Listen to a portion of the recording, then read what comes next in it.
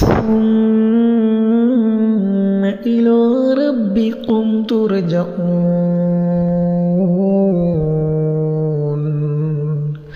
ولو ترى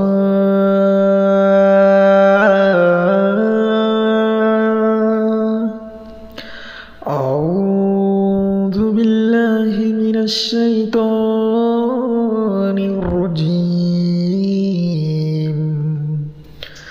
بسم الله الرحمن الرحيم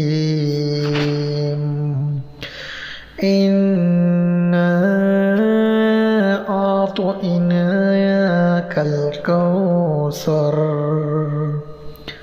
فصل لربك وانحر